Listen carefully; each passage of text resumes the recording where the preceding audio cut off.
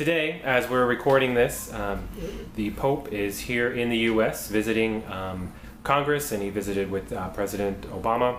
I guess he will also be going to New York and then Philadelphia as well. He spoke about inequality and climate change. These are some different kind of systemic issues, as we talked about actually earlier today in the office meeting. Systemic issues that potentially requiring some huge changes. How do you feel that these changes actually take place? Well, I think the remarkable thing, first of all, Eric, is the interest of people around the world in this man. He's a man of religion. And for a long, long time, sort of the thrust of modern culture, of politics, has been to disdain religion, to turn our backs on mysticism and mere faith.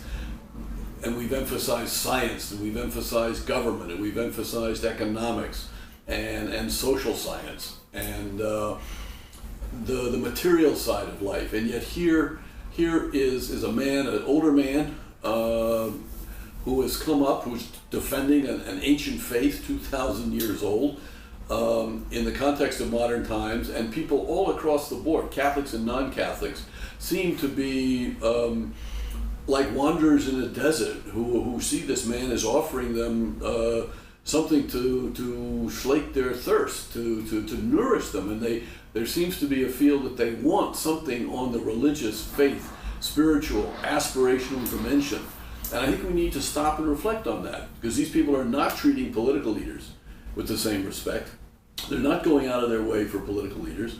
The level of confidence in bureaucracy is way down. People don't trust big corporations.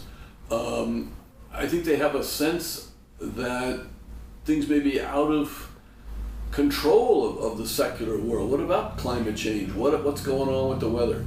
You know, what can we do about vast forest fires in California? Droughts here and there, too much rain somewhere else, big storms over there, melting icebergs somewhere else. It creates fear among a lot of ordinary people. They want the fear to be addressed. The second thing is inequality, economics. We're years after the Great Recession, and growth is not coming back around the world. And there's growing inequality, and people don't understand why. And I think what religion and faith does is offers a sense of hope, of belonging, of community. So this man is providing something intangible, its ideals, its values, its ideas, its hope. It's not rock solid, but people seem to need it. And I think we need to reflect on that and appreciate the role for all of us of having something good and right to believe in, to keep us going through the dark times, and to also bring out the best in us, because what's good in us is brought out by aspirations and ideals and feelings and emotions, not necessarily by power or by money.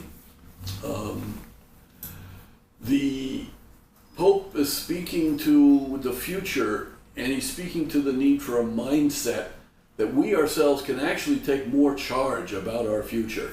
And that's this work the Co Roundtable has been doing in convening these groups in 20 countries to talk about this future from a new framework, the framework of what does it mean to be sustainable, a sustainable economy, a sustainable culture, a fulfilling, sustainable life for individuals, for families, opportunities for children, an end that the Pope talks about a lot, to crushing poverty, which just denies all kinds of people a fair chance at life, even that they were born into it through no will of their own. They were born into it, and are they just going to suffer through it, or are they going to be assets for the rest of us? Can they develop somehow around their talents, their hopes, their aspirations? And we in the Co Roundtable are really very supportive of the Pope. In our recent publication, Pegasus, we call it, our monthly newsletter, we took the Pope's encyclical, Laudato Si. We took out parts of that where he spoke to a mindset of being of service to people, that we actually are strongest and best as individuals when we are engaged with and working with other people. And so moving that over into capitalism and business, you actually get better results out of a kind of moral capitalism where people get engaged with their business partners, their customers, their suppliers, their communities, and the environment. So the Pope, in his own way, as a man of faith, is validating the work of the Co-Roundtable. And we hope that our work can, looking at the specifics of business, can validate those leaders of religion like the Pope, the Dalai Lama, people from Islam, people from the Calvinist tradition, people from Theravada Buddhism, Mahayana Buddhism, traditional religions around the world, Chinese ethics, because we need to bring together the realm of morality and ethics and faith with our real lives, our day-to-day lives.